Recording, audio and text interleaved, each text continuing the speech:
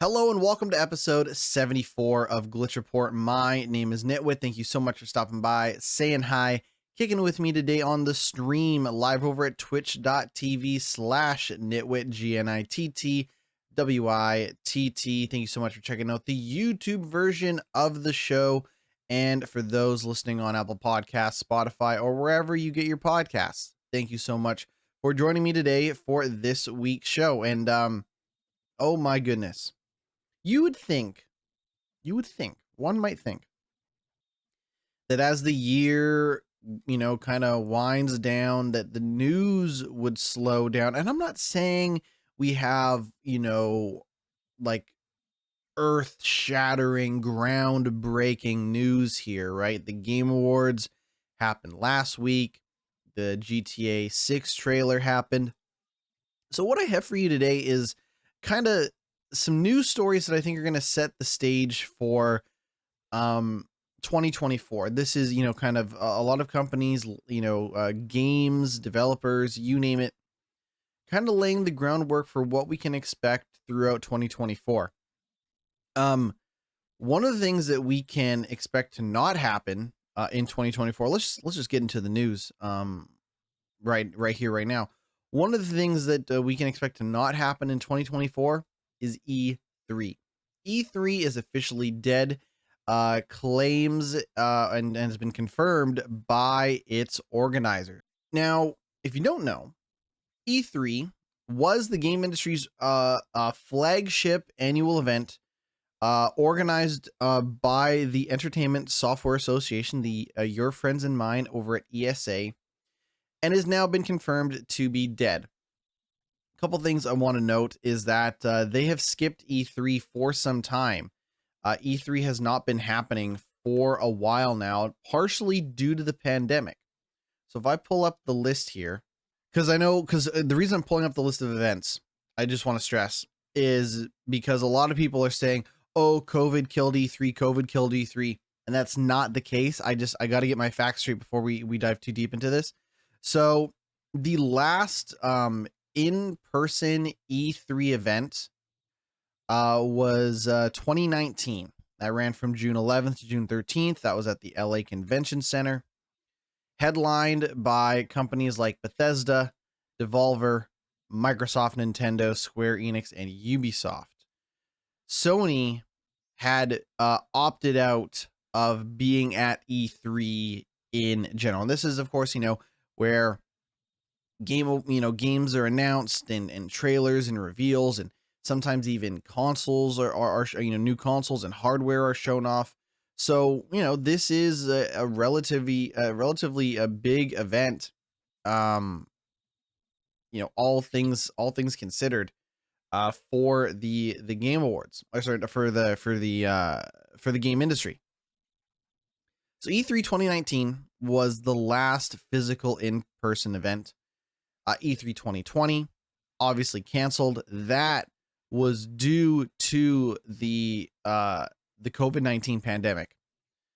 However, as we know, with COVID, there was a lot of starts and stops in terms of waves and phases of people getting sick and stuff like that. So E3 did return in 2021, but it was strictly an online only event.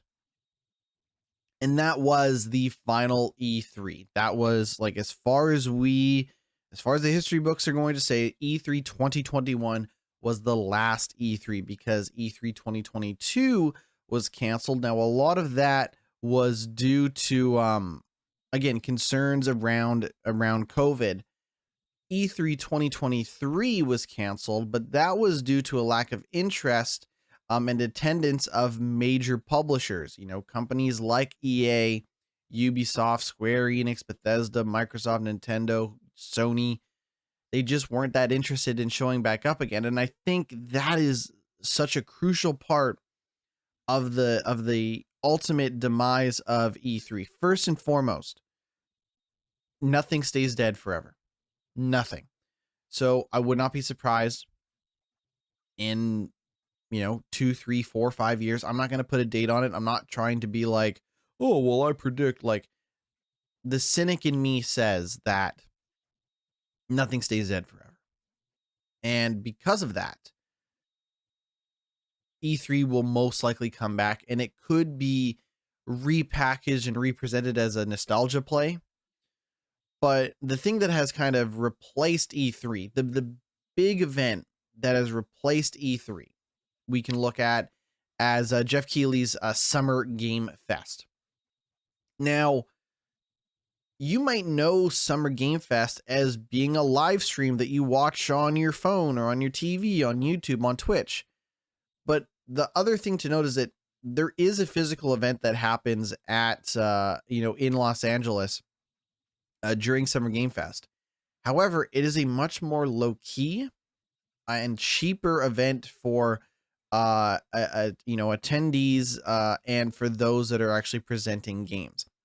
It has been described. I was listening to the Jeff Gersman show. Shout out to Jeff Gersman, and he's talking about how it's a couple of TVs in a room, and it's much more low key and kind of easygoing, and it's meant for business. It's not meant for the public, right? It's not like Jeff Keighley saying, "Hey, we got a Super Mario Wonder water slide, and you can hang out with the guy who looks like fucking Joel from the we have Pedro Pascal to sign autographs." Like, this Summer Game Fest very much focused on getting the press, getting the media, hands on with games, talking to developers, publishers, like that sort of industry focused thing. And I know this may be a weird thing for me to say as someone who is incredibly unprofessional when it comes to the game industry. I'm not a member of the media. I'm not a member of the press or anything like that. But and I'm not like a top tier, world class, uber popular creator that would get invited to something like this in the first place. But one of the things to note is that E3, going back even to 2017, they had begun opening that show to the public in an attempt to drum up interest. So if we look back, because the useful thing about this Wikipedia page that I'm looking at here states that E3 2016 was the first year that EA stopped showing up. EA stopped showing up E3 2016. That year, there was about 50,000 people in attendance at E3. E3 2017 was open to the public, and 15,000 public passes were sold, totaling about 68,000 attendees. E3 2018 saw about 69,000. But E3 2019 saw that number drop to 66,000. And one of the things that people were pretty keenly aware of is that the show floor, even for the public, was pretty quiet. Like, you could walk that trade show floor and you could record an interview or a podcast just in the middle of the floor, because that's how quiet it was. So I can't stress enough that despite how important and E3 has been, how important E3 has been for the industry, how it has been going since, gosh, E3 is about as old as me at this point, and the weird, shifts that they've tried to do to open to the public, be closed off, be it an airport hangar, be in Atlanta, and all this weird shit. Like, it is tried. And I have great memories. I remember the E3, especially in that 2016, 2015 period.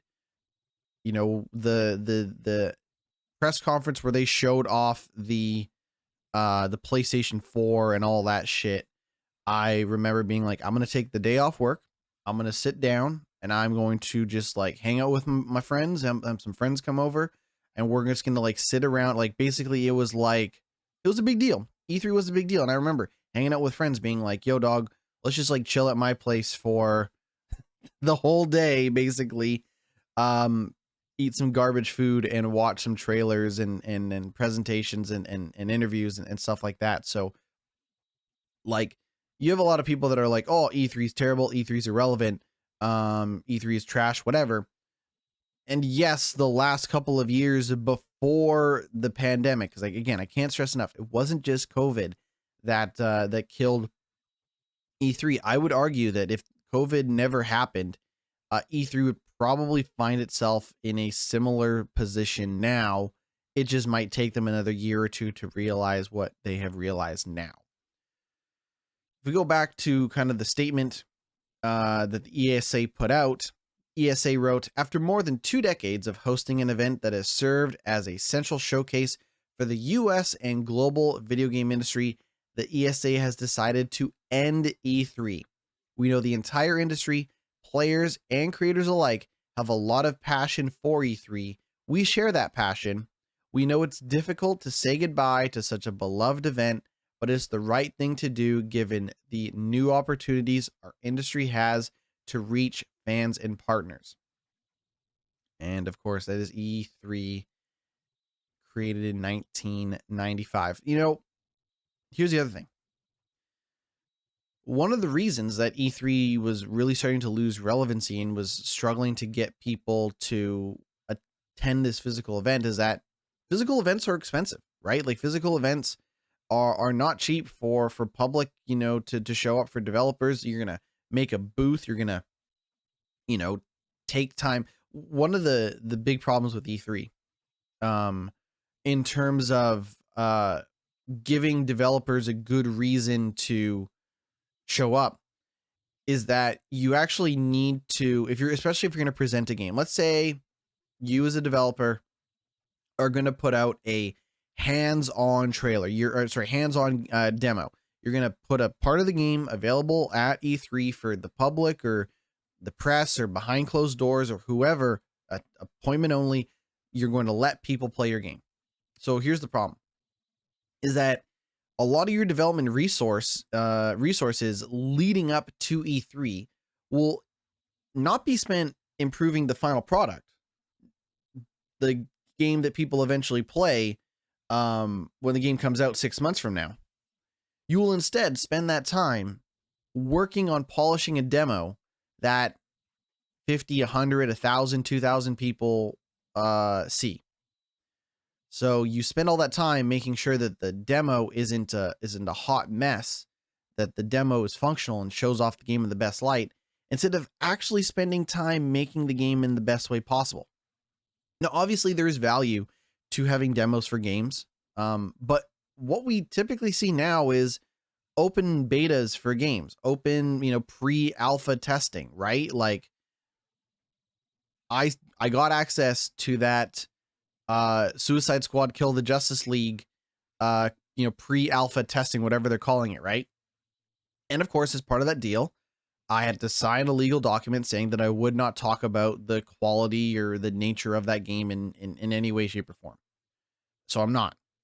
What I am going to say is, why did they don't need me or anybody to fly to Warner Brothers or fly to Rocksteady Studios to play that game, when they could instead just put that, slice of the game that they've been, kind of polishing up, put it out. I downloaded it to Steam. Like, you could download it to your PS5. Like, you don't need to send people anywhere to do this. Like, the digital world really caught up with E3 in a couple of wild ways. Now, the other thing is that they really wanted to focus on content creators, Twitch streamers, YouTubers, TikTokers, influencers, you name it. But again, they wanted those people to show up at E3. And if you know anything about content creation and scheduling and stuff like that, is that when you get to the point where this is your source of income or one of your main sources of income, and this is like not just a hobby or a lifestyle, but a job, a career, for lack of a better word, you can't fuck with your schedule. Like, it eventually becomes work. Like, eventually you need to show up at this time on this stream doing this thing, or the people that support you will stop showing up if you are late, if you don't show up, if you're inconsistent. So now you're having, big name content creators taking time and fucking up their schedule to show up to something that may not get them as much attention and as many viewers and engagement and interaction as if they were just sitting at home. doing it from their studio or whatever the case may be.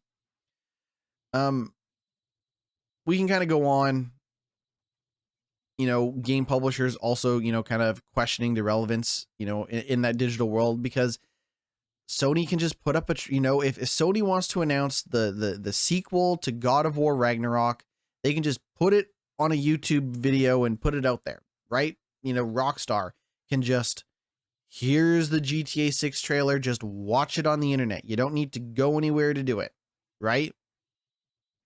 But again, the pandemic did definitely, kind of turbocharge that shift to digital, with E3 not being able to restructure in kind of response.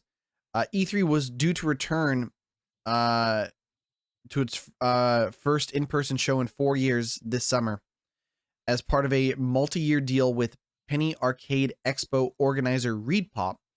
However, after months of build-up and uncertainty, the show was canceled in March. At the time, ReedPop claimed it simply did not garner the sustained interest necessary to execute it in a way that would showcase the size, strength, and impact of our industry. The event later parted ways with E3 organizer, the ESA. ESA then said it was evaluating every aspect of the event. There's not much else to say about E3, so we'll just kind of end it there. But that is it for E3. We'll see you all at Summer Game Fest. We got chat asking for a mental health check. Chat wants to know about my mental health before we continue on with the news, and I'll give it to them. I have had some weird issues going to sleep as of late. I don't know if it's a scenario where the body is tired but the mind is not. But yeah, like I will just hit that pillow and then I'll be awake for what feels like forever. Just kind of, going things over in my mind, in my head, and stuff like that. I'm eventually able to get to sleep, and like, I probably got a couple of bags under the eyes a little bit, but that's just part of getting to 30. At least that's what I tell myself. But I'm okay for the most part. I can't complain. I know that the holidays are a real rough time for everyone in terms of stress, work. I was just talking to someone. They're like, man, I can't wait to, have a couple days off during the holidays, and I ain't going to do anything, or I'm not going to leave the house, or I'm just going to see family and chill, or whatever the case may be. And in chat, Pug in a Burrito says that means you're worried about something in terms of not going to sleep. I will say, in terms of like kind of struggling to go to sleep, is there's probably a little bit of worry, but there's also like, kind of this anticipation to make the most out of the next day, right? Like there are moments, and this is, we'll get to the other news in a moment, but there are times I'll be in bed or whatever, and I'll be like, man, you know what? I'm gonna get up and I'm gonna fucking work out. I'm gonna finally seize the day as one should, and I'm gonna go work out, and I'm gonna eat healthy, and I'm gonna play slightly less video games, and I'm gonna be a better son, be a better brother. I'm gonna be a better person. I'm just gonna seize the day in every sense of the word. That doesn't always happen. There's sometimes it's just general restlessness or vague restlessness. But sometimes it's like, what if I was a better person tomorrow? And then I remember that I'm doing this podcast, and it'll be fine. It'll work itself out. But thank you so much, Pug and a Burrito, asking about the mental health check. So far so good. I'll tell you, the anxiety used to be a whole lot worse. That anxiety used to be like some chest tightening, can't breathe, can't sit but can't stand levels of bullshit. I say that as I throw on my Apple Watch to make sure my heart rate isn't at a resting, 170 or some bullshit. But I'm okay. I like I said, this is a stressful time of the year for everyone involved. Um, but I can't complain. Pug and a burrito. Thank you so much for asking. Um, I don't know if you've heard of this game. There's a good listen. Despite this being one of the biggest news stories of the last little bit, and I would argue that this news story is so crazy. It's probably one of the biggest news stories of if I was to do a biggest news story of 2023, um, kind of ranking or list. I'm not saying this is the top one, but it's up there. But there's a good reason why you've probably never heard, maybe not probably. There's a good chance you've never heard of this game. The day before. The day before has shut down after it launched on Steam. Now you might be thinking, well, NitWitt, I've never heard of the day before. That's because you probably didn't get a chance to play it. The word of mouth surrounding that game was so bad pre-release, and the word of mouth was so bad post-release, and perhaps there was some signaling that the game was not long for this world, regardless of how people felt, because there was developers in a lot of debt, to pay off the game. I'm getting this news story from Kotaku. They've also updated it. We'll get to that in just a moment. The day before was one of the most anticipated games of 2023 on Steam, being made by Fantastic. What a stupid name for a developer, by the way. Fantastic. There's no A. Well, there's one A, but it's not the A I'm talking about. So here's the thing. The day before, Maker Fantastic announced it will cease operations less than a week after accusations of swindling players with a massive bait and switch when it came to the true nature of its Last of Us looking survival game. Fantastic put out an announcement saying, today we announced the closure of Fantastic Studios, which was tweeted on December 11th. Unfortunately, the day before has failed financially and we lack the funds to continue. All income received is being used to pay off debt to our partners. Fantastic wrote that it worked tirelessly for 5 years on the shooter without ever taking money from players through early access, pre-orders, or crowdfunding. The servers still remain operational, but the game was removed from Steam. The game was on sale for 4 days. The game 4 days. I'm doing like the Ric Flair, Four Horsemen, gang sign. The only thing I can think of when I think about a game getting pulled from sale in 4 days is like the Cyberpunk 2077 thing on PlayStation. As we all know, Cyberpunk turned it around. So, and that's fine, but Cyberpunk turning it around is the exception to the rule, right?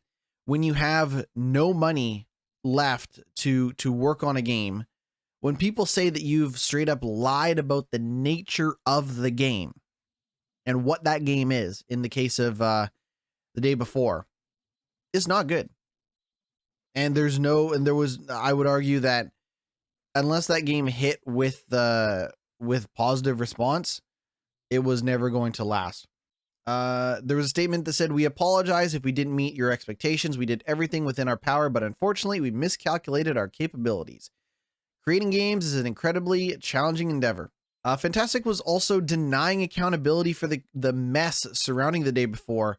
One of Steam's most wishlisted games earlier this year, players flocked to the relatively unknown release, which hit over 400,000 viewers on Twitch and 30,000 players on PC in its first day live. It had 30,000 concurrent players on PC day one. The game was kind of marketed as a zombie survival MMO. But in reality, what it was a buggy piece of shit extraction shooter, released for about $40 on Steam, panned by users, calling the game a scam and complaining of server issues and broken levels, with many submitting refund requests. Remember, you play that game on Steam for less than 2 hours over 14 days, you can get a refund. No problem. Though I believe the other problem is that if a game becomes so fucking notorious for being shitty or awful or whatever, Steam kind of makes an exception and says like, okay, everybody gets a refund, whatever. We're just gonna, somebody's gonna take a bath on this game for whatever it's worth. But apparently that game had like a 46% refund rate at one point during its time on sale. So you can see a scenario where pretty much half the people playing this game want the refund. The other half are telling you that it's a broken piece of shit, which would tank any and all possible, long-term growth for the game. That's, of course, assuming that the developer is going to be around to continue developing the game regardless of what the reception to that game is.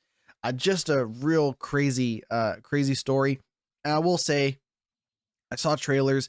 I saw what footage Fantastic had been putting out for the game prior to coming out, and something didn't look right. It looked like snake oil.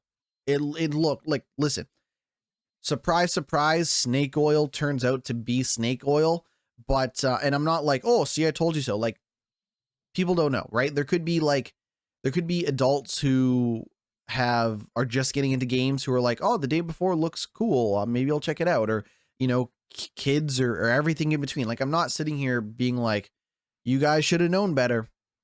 To me, looking at a lot of the drama surrounding the day before, even before the day before came out, I was gonna say the day before, but the point is that the game didn't look great. It looked weird. There was something up with that game prior to it even coming out.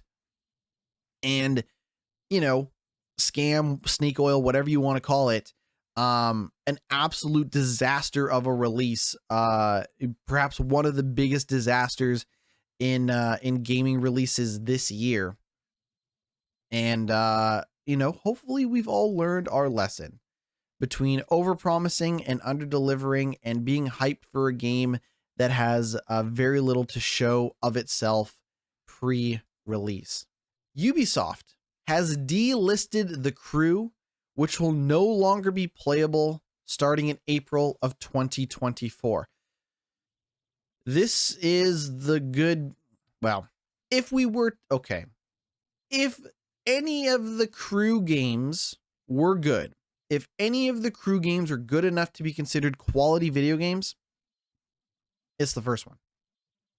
No offense to The Crew 2, no offense to The Crew Motorfest, but The Crew 1 at least had promise and potential and some kind of novel ideas about, kind of an open world online racing game. I, for one, thought it was novel that you could drive across the entire United States. Now, of course, the United States in The Crew is a pretty small version. Like, I think it takes you about like 20-ish minutes. Maybe longer. You know what? I should have timed it, but it doesn't matter now. It took you, I don't know, let's say half an hour to drive from one end of the states to the other. But the open world was really massive. Unfortunately, the open world was massive and kind of boring, kind of empty, kind of lifeless. Something that only became worse with The Crew 2. I remember playing The Crew 2 and being like, where's the side content in this game? Like, why is this game an open world game if there's so little to do in the open world? Something that I don't think they corrected with The Crew Motorfest, in terms of, oh, we took a smaller open world and made it more lush and lifelike and rich with content and all this stuff. Like, The Crew just never quite seemed to justify its existence in terms of being an open world game. Now, of course, The Crew is an old game by this point, right? The Crew originally came out in 2014. So, 10 years of online server structure and stability and support is like, It's not great. Like, I believe that people who want to play the crew should be able to play the crew for as long as they want. Unfortunately, the crew was never advertised, marketed, designed, or made to be a single player offline game. Even if you played the crew by yourself, which I did, I don't have a crew. Even if you play that game by yourself, you know, the crew is always going to be an online game. You fire it up and you play by yourself, and it's going to connect to an online server, right? But basically, it has been pulled from sale, Steam, PlayStation, Xbox, all of those places. The game will remain playable until March 31st. After that, the servers will be shut down and the game will not be accessible to anyone. Again, I believe that there should be an offline version of the crew. I mean, there is a story mode, there is, you know, cutscenes and story missions and shit that you can do in that game. But again, you know, the crew was designed, marketed, and sold as an online open world racing game, not some big single player, you know, story thing. And it's just, it sucks, dude. It really sucks. Like the, like you, two things. One, this sucks. Two, if anyone came up to me and said, "GnittWitt, I'm thinking about getting into an open world racing game. I heard about this crew game," I would say, don't play the crew. Like, the crew's not a good game. Never has, you know, never has been. And based on, you know, multiple attempts by Ubisoft to put out the crew 2 and the crew Motorfest, the crew's never going to be a good racing series at all. But people who own it should still be able to play that game in an offline capacity. And the state of game preservation, we've talked about the state of game preservation before on this show. It is not good. It's terrible. The loss of games left, right, and center.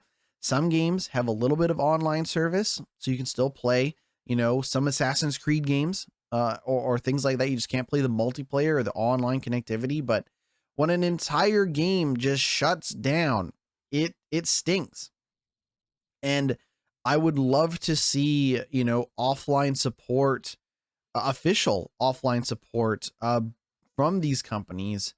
You know, you'd think that they made just enough money off the crew that they could potentially support that game for whoever continues to play it in an offline capacity till the end of time. I don't know. It is a real shame. It is a real shame. And I don't suspect that the Crew Motorfest has done particularly great either. I mean, Ubisoft claimed the best first week for the franchise in terms of total units sell through, overall consumer spend, and season pass adoption rate. However, the game was significantly discounted just a month after its release. The game, the Crew Motorfest, if you wanted to play, I mean, listen, at this point, I think if you're going to play a crew game, you're probably better off playing the Crew Motorfest than the Crew 2. I would have recommended the Crew 1, but here we are. And the Crew Motorfest now offers a permanent 5-hour trial of the game if you would like. But pour one out for the street racers of the world. 'Tis the season to get notifications about how you spent your time consuming media and food and music and all of that stuff. The PlayStation wrap up and the Xbox year in review are now available. I should have done this before we started recording the show, but I'm going to pull up mine because I got a notification from Xbox saying, "Hey man, here's your year in review. Here's the shit that you've been playing. You want to take a look at it?" And I'm going to pull that up for you right here, right now. I have my year in review.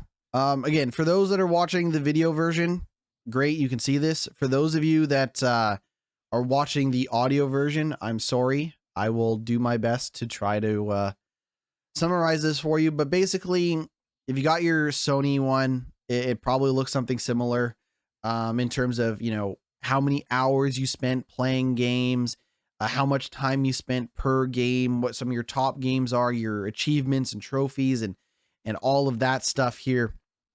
And I figured I would show mine off for those that are interested.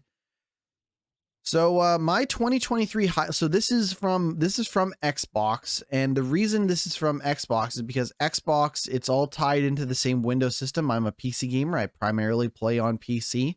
So I figured I would show off this stuff. Now this PC Xbox focused year in review does not include anything from Steam. So if the numbers seem off for any reason, please note that I do spend time playing games on Steam, that I do play non Xbox games on my PC. So the numbers aren't 100%.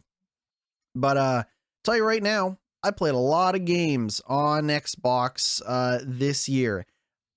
I don't know how accurate these numbers are. Let's just say that I don't know how accurate these numbers are, but my total time spent playing games this year on Xbox, 981 hours playing 79 games, earning 406 achievement points. My top gameplay month was September.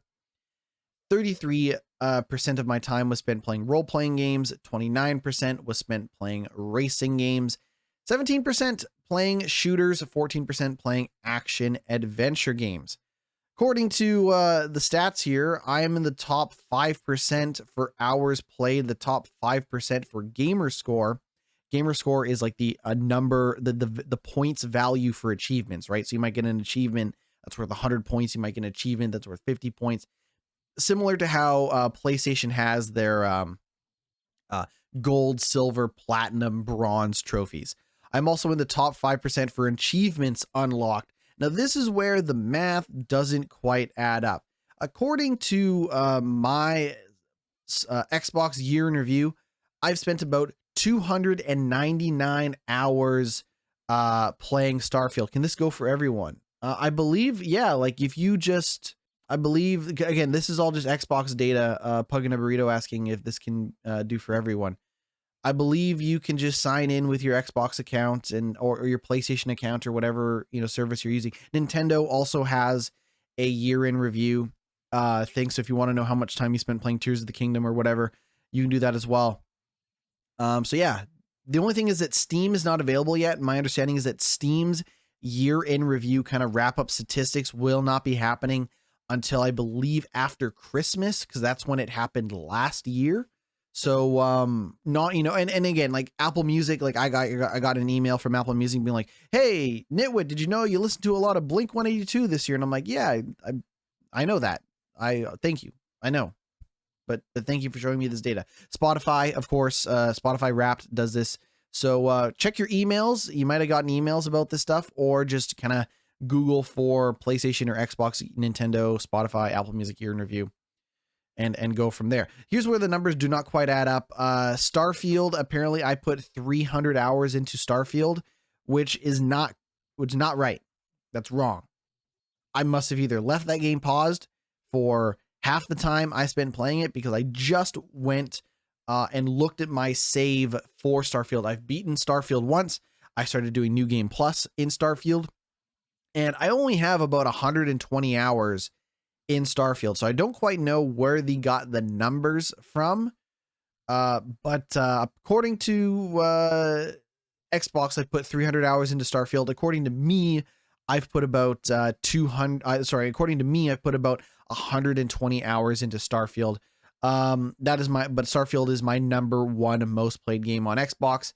On number two, we have Forza Horizon 5. That shows 176 hours. I did not check to see what that time was like, so it could be accurate, it couldn't be, I don't know.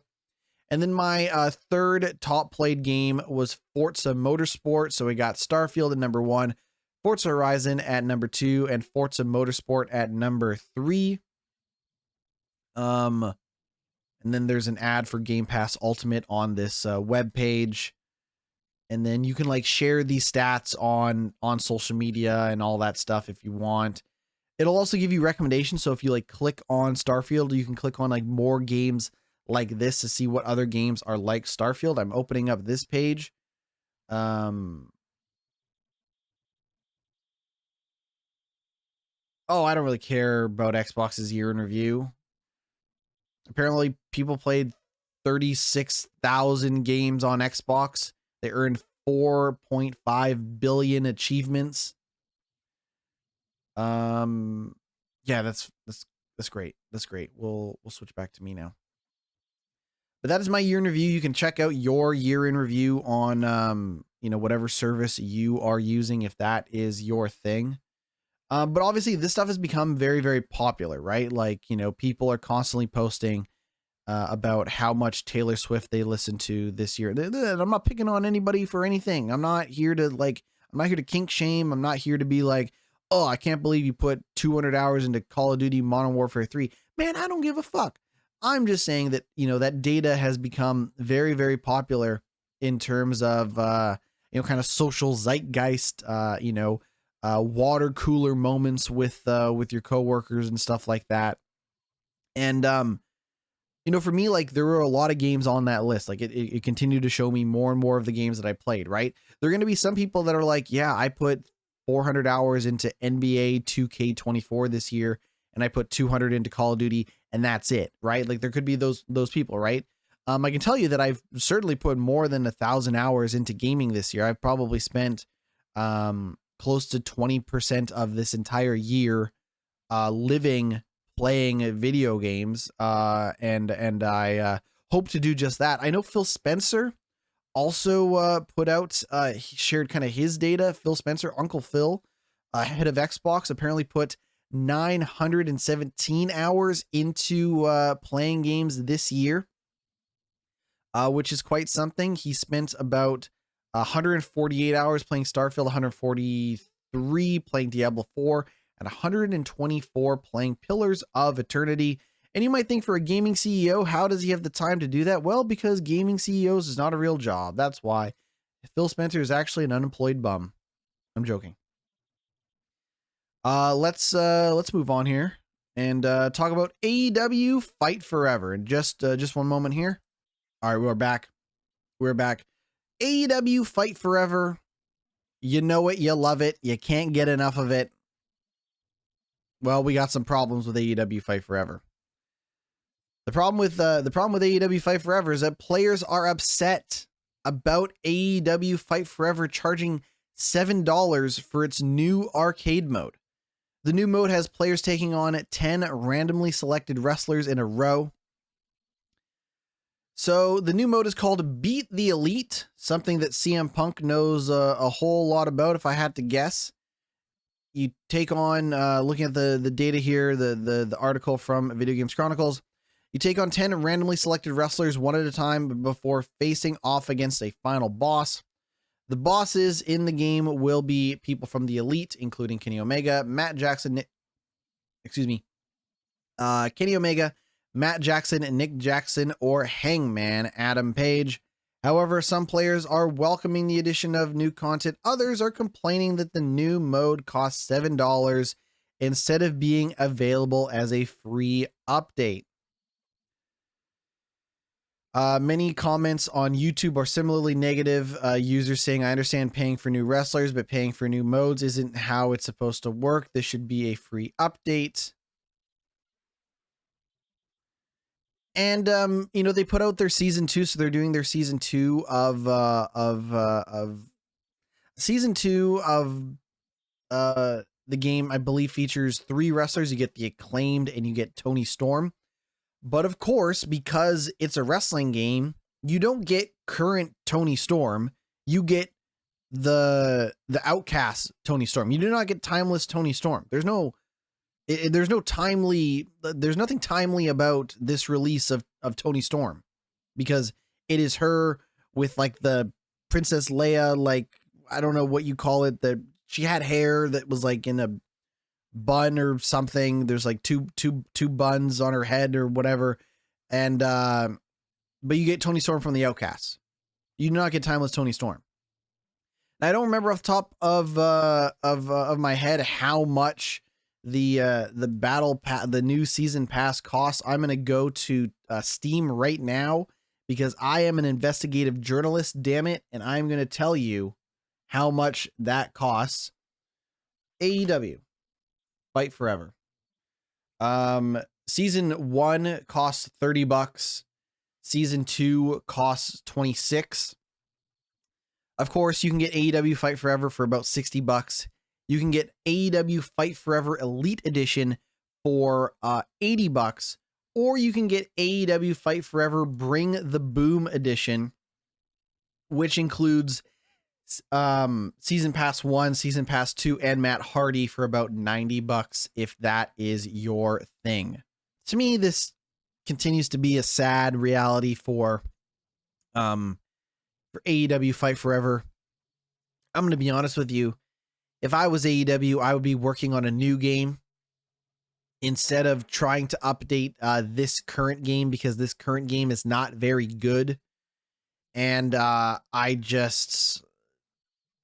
first of all, if you're still playing the game, what are you doing? Go play WWE. And I know I shouldn't be like trying to compare AEW's video game to WWE's video game. But in the new year, we're going to have WWE 2K25 come out, right?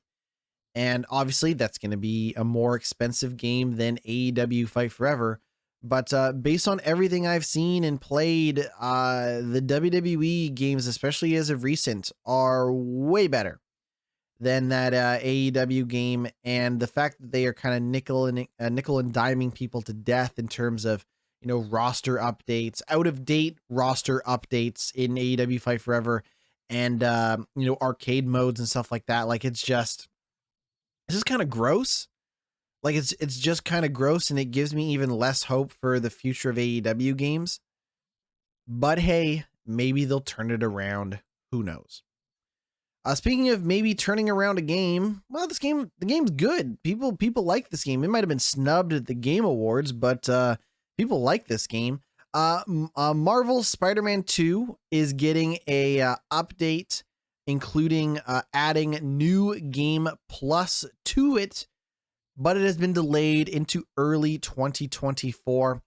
The update will also include the ability to change the time of day and more. This message was put out on social media. The PlayStation Studio Insomniac Games said it wanted to spend more time testing the update, which will add the ability to replay missions, change the time of day, and more. The statement says, we have some news about the next game update for Marvel Spider-Man 2. We know players have been eagerly awaiting features such as New Game Plus and audio descriptions, among many more. We have been working vigilantly on these new features and require more testing to ensure the quality is up to our standards. We are now targeting early 2024 for the next game update, and we'll have a feature complete list closer to its release.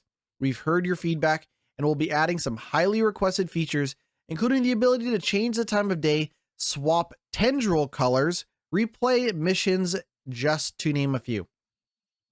We can't wait to share more with you in the future. In the meantime, we appreciate your patience as our team works to finish our next update for Marvel's Spider-Man 2.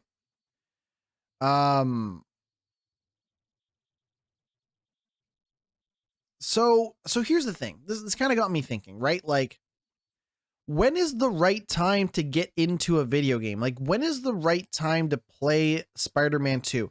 I'm not going to tell you that Spider-Man 2 is an unfinished video game upon release. Like, I'm not going to sit here and say, well, Spider-Man 2 is a piece of shit. They didn't add New Game Plus. You can't swap tendril colors or whatever the fuck you do in that game. Like, I'm not going to sit here and try to say that, because that's not what I'm about. But what I am going to say is I am someone who played through Cyberpunk 2077 earlier this year when Update 2.0 came out. After I finished the game, they continued to update that game, including adding the metro system so you can ride the trains and shit in that game. Now, would I spend a lot of time riding the trains in Cyberpunk 2077? Maybe not. I doubt it. But the fact is, they continue to update that game well after it was finished release. And this is a single player game. It's not like it's some multiplayer online live service update. This isn't the Crew we're talking about. We're talking about Cyberpunk. We're talking about Spider-Man. Games that in theory are going to be kind of a one and done thing, unless of course you get into New Game Plus, replaying missions, changing time of day, photo mode, whatever. But it makes me wonder, like, should people continue to wait before this update, until after this update is out to play Spider-Man 2? Like, I don't know, right? I'm not here to say like, oh, if you could have swapped tendril colors, maybe Spider-Man 2 would have won Game of the Year at the Game Awards. Like, I'm not saying any of that stuff, but like, game updates are in such a weird state right now where you're getting like, healthy sized updates for games 6 months, a year, 18 months. We're not even going to talk about No Man's Sky and all the stuff that they've updated to that game, all for free over the years. Cyberpunk, perhaps an exception to the rule, but like, well, let's get into it. Starfield is getting an update as well. They're going to include city maps and new ways of traveling. Bethesda aims to release significant updates for the game roughly every 6 weeks. Bethesda has teased plans to introduce city maps and a new way of traveling in Starfield in a Reddit post accompanying the game's latest minor patch. The studio said that going forward, it aims to roll out significant features and fixes every 6 weeks. The statement says, we've been hard at work on many of the issues you've posted and expect an update early next year that will include a large number of in-progress quest fixes as well as FSR 3 and XCSS, it wrote. Though we fixed several quest issues from occurring in-progress, quest fixes are much harder to fix, and we've built a new system to correct these without you having to roll back your save. I can tell you that I have ran into a quest issue in Starfield. A quest is broken for me. That is part of my New Game Plus that was not broken when I played the game originally. So I can only imagine a scenario where, the people that are working on Starfield are like, how do we get people to fix their, side mission, progression bugs without fucking up larger parts of the game? Like, it's not easy. But also, it's a weird bug to have considering it didn't happen to me the first time I played through the game. They also put out an update saying we were also hard at work on many new features you've asked for, from city maps to mod support to all new ways of traveling. These will be rolling out with regular cadence of fixes and updates we expect to have roughly every 6 weeks, which means, like, listen. First of all, when I saw that Starfield was my top played game of 2023, I went and I actually verified how much I spent with my save, and then I immediately uninstalled and deleted Starfield from my computer.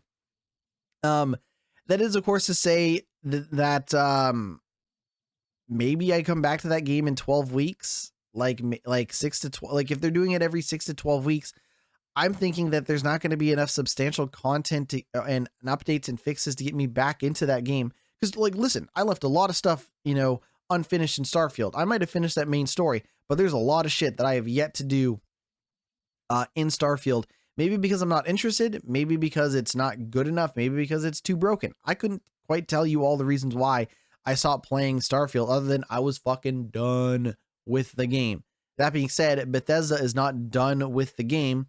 So perhaps there might be some updates that can get me back into the game. But again, very weird scenario where, like, it's a single player game and I'm done. Like, I finished it. I saw it, rolled credits, and I chose to keep playing because it had New Game Plus built in upon release, unlike something like Spider-Man 2. But how much do they really expect me to play that game? I put 120 hours into it. Like, what more do you want from me? They kind of clarify a couple of things here. They say if something can be done in a smaller hotfix in between, like the asteroid, I don't know what asteroid they're talking about, and we feel it's safe, we'll get one of those out as well. Safe is the key word here. We take a lot of time to test even the smallest changes in a game this large and dynamic. And they kind of talk about how, like, oh, we just put out an update where space matter can become stuck to the player's ship during space travel. Like, an asteroid can just be hanging off your ship for whatever weird reason. But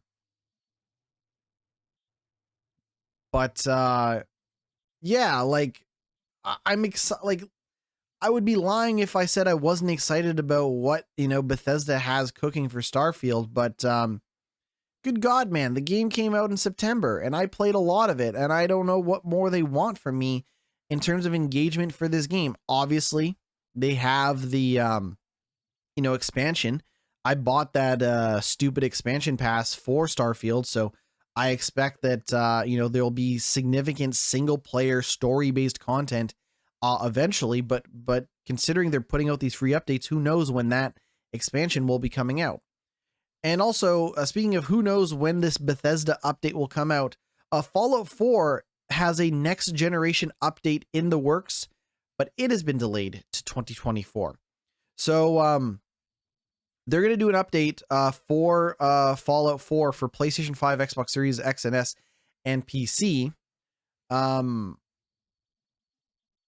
It's going to be free, so no worries. But again, we're talking about a scenario where someone owns a Fallout 4 for the PlayStation 4, has never played it, or wants to play more of it, and or is interested in Fallout, whatever, right? You have Fallout 4 on your PlayStation 4 and you're interested in playing it, whatever. But you want to play it on the PS5 and you want to see the updates to it. Like, how many of those people really exist in this world, right? I'm not saying they shouldn't do it, like, because I own it on PC, I would probably poke at whatever, significant update and gameplay fix and shit that they add to the game. But like, how many people are really sitting around being like, oh yes, now is the time to get into Fallout 4? Here's the thing. When that update comes out, that will be the time to get into Fallout 4 as far as I'm concerned, because that'll probably be the best version of that game. But Fallout 4 came out in 2015. Like, what are we doing? Can we not just let sleeping dogs lie? God damn it. You know what? I'll tell you right now.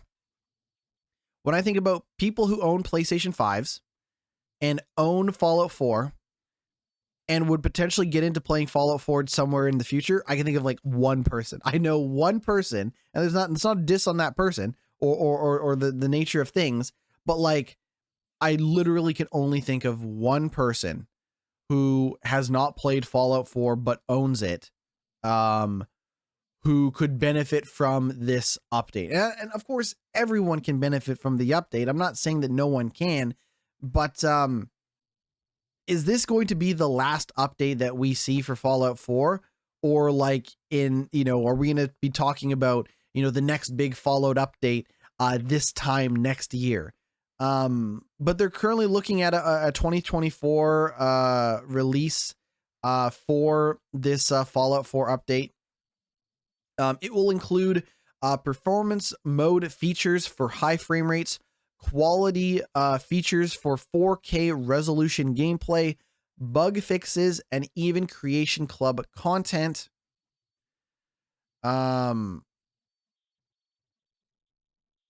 So like, that all sounds great. I suspect, however, and Video Games Chronicles mentioned this as well, that Amazon Prime Video Fallout TV series is coming out April 2024. I would not be surprised if this Fallout 4 next generation PS5 and Xbox Series X and S update does not hit until around the time that TV show comes out. In which case, great. Then we can all sit around, watch the TV show, and play Fallout 4 all over again, or perhaps for the first time, whatever you are into. But like I said, I'm looking forward to it. I'll probably reinstall Fallout 4, fuck around, see what they've done to that game.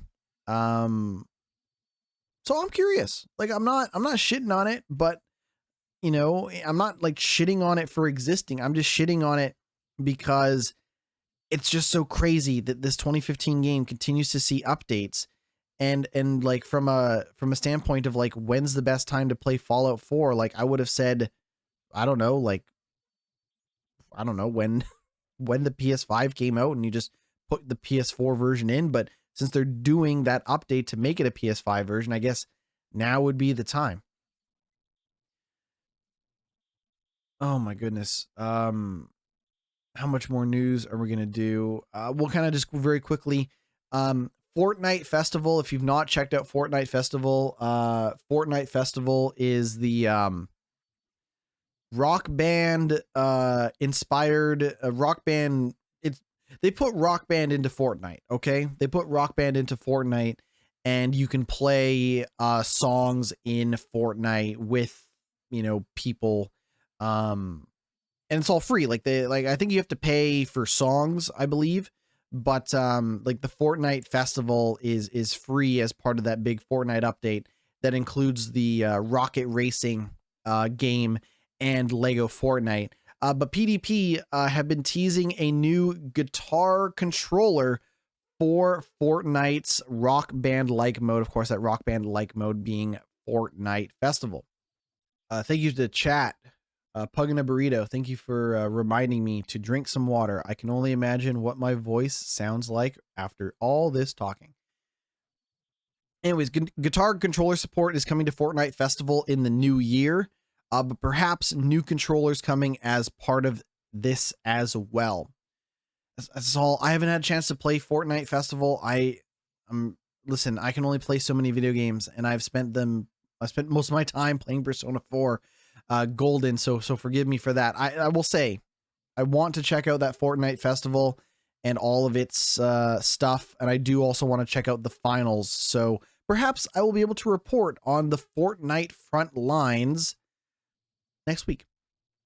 And then finally, Disney says there's still a lot of demand for a Star Wars Knights of the Old Republic remake. Of course, that remake seems like it is in incredibly, troubled waters.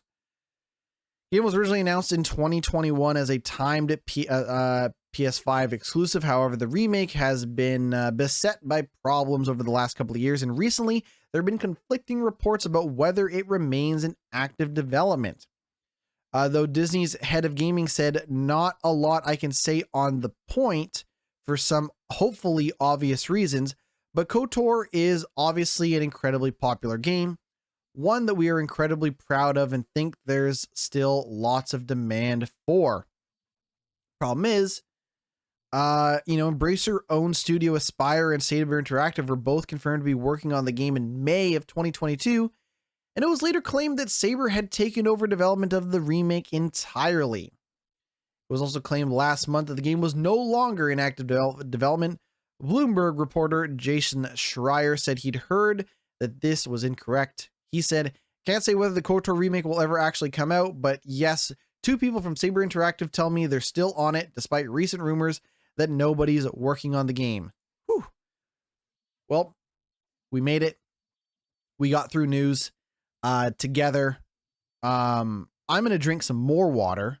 I'm going to keep it a little more moist, and we'll take a quick break. And when we come back, we'll talk about the games that I've been playing, what I'm going to be looking to play throughout this week, and so on. So we'll drink some more water, and we'll be right back.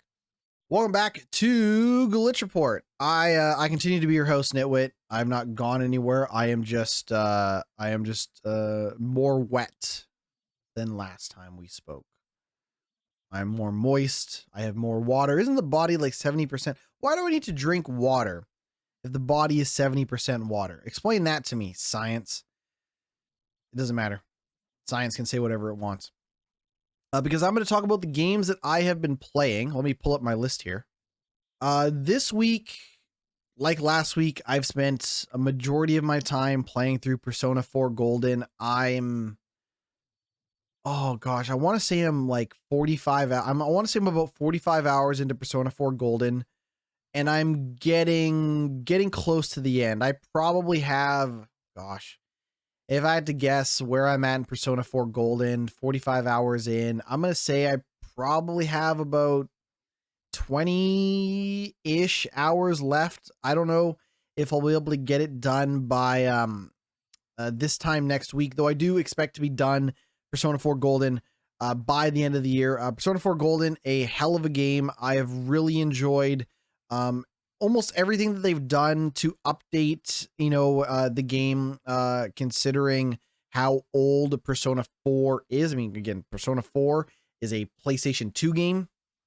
And while I'm not going to sit here and tell you that Persona 4 Golden looks much better than a PlayStation 2 game, it does obviously have high resolution and better frame rates. And really, other than the changing of some of the voice actors in Persona 4 Golden compared to Persona 4, like Persona 4 is an incredible game. and I'm really enjoying my time with it. The new stuff they've added is a ton of fun. I think it really adds to that game. Whether you are a new player of Persona or of Persona 4 specifically, or if you've played Persona 4 in the past, like Persona 4, just a fabulous game. Really having a good time with it.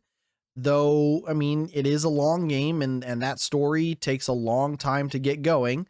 But once it does, it's fantastic. You know, the high school life is a rough one, especially when you have to save the world on top of everything else.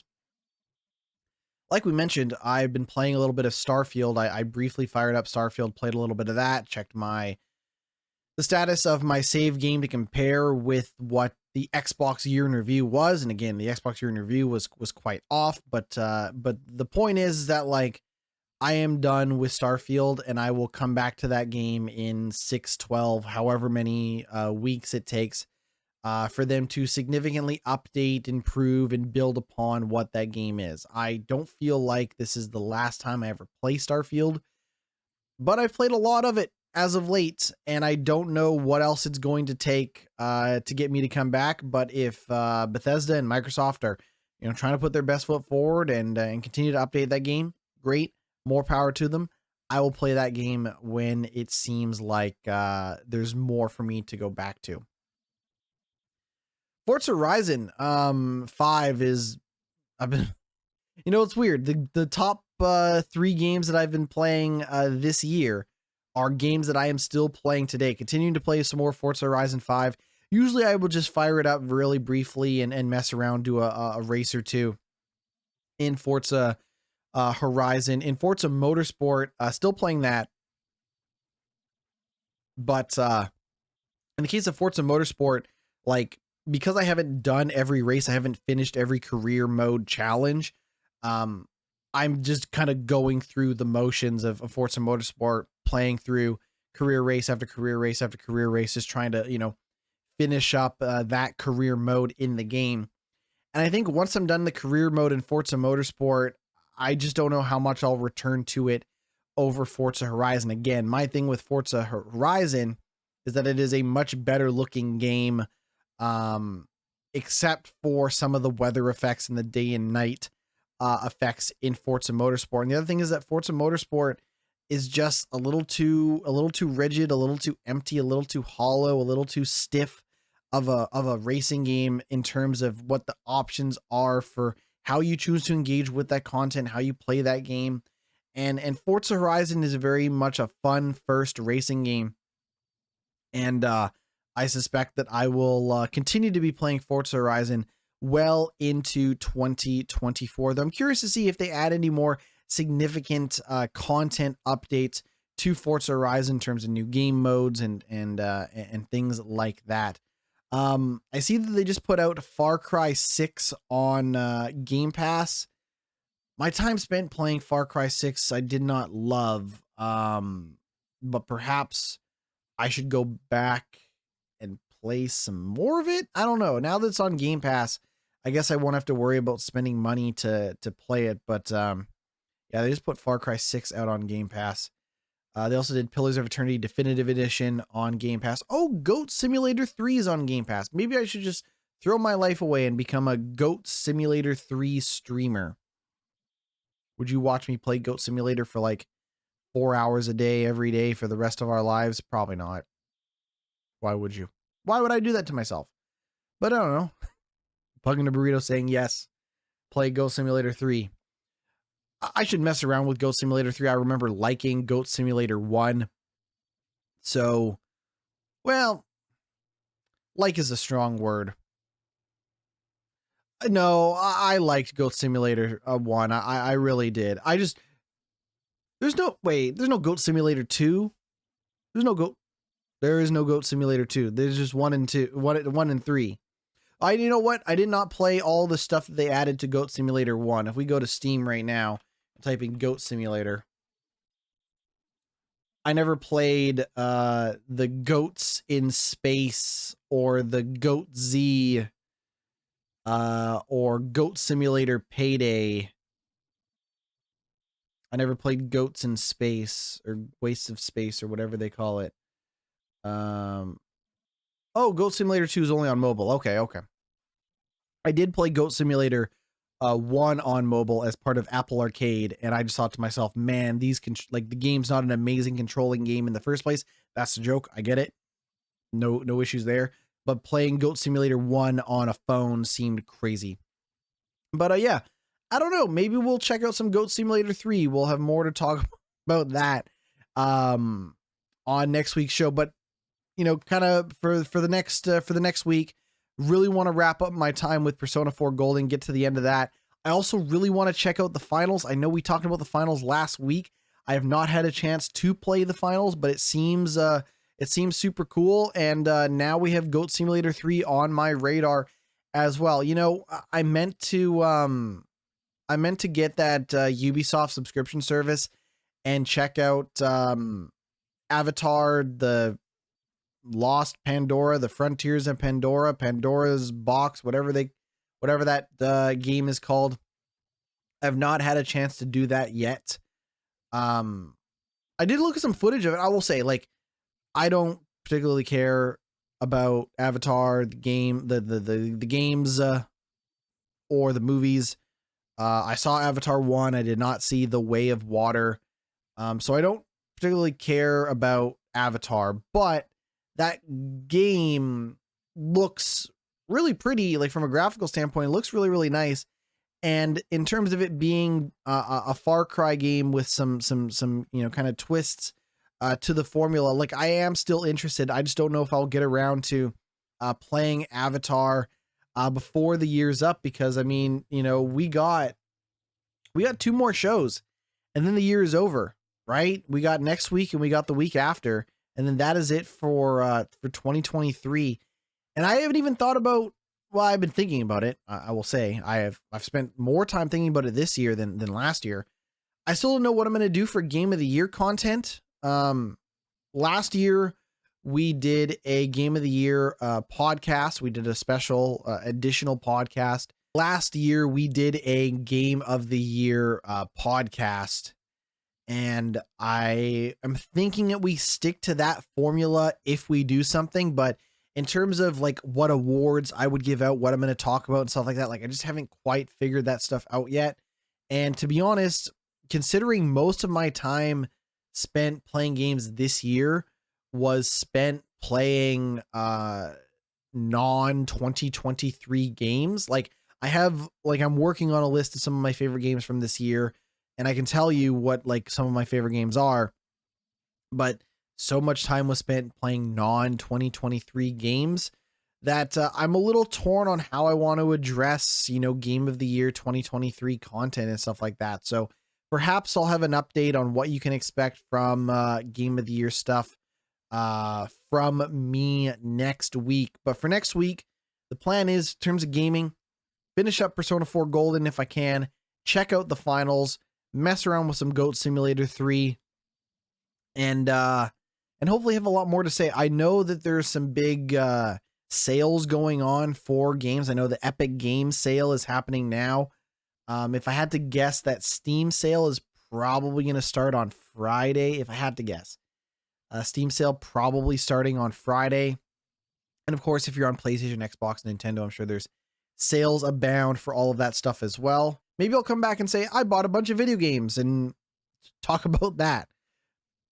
We'll also see how the news kind of shakes up, because, like I said, there was news for this show, but how many more, big news stories are going to drop between now and the end of the year? So I'm kind of preparing the podcast to be a little weird, to be a little fluid, to be a little maybe we just take a regular episode of the podcast and turn that into a Game of the Year award show instead of having a separate episode. So we'll see. We'll see. The year is not over yet.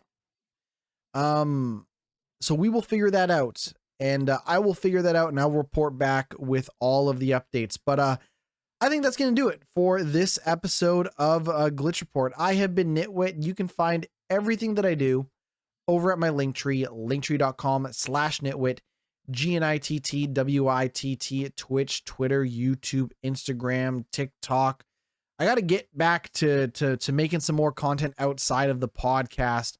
I think the plan is for the podcast, so we're going to start streaming it live at a consistent time. I'm aiming for 10 a.m. Pacific Standard Time every Thursday morning over at twitch.tv/GnittWitt. I think that's going to be the plan, especially to get things rolling for the new year. So come on back next week live on Twitch, and we'll do this all again. And if you can't make it, make sure to check out the podcast on YouTube, on Apple Podcasts, on Spotify, wherever you get your shows. I've been GnittWitt. Thank you so much for hanging out in the chat. Thank you so much for listening and watching. And we will see you all again next week.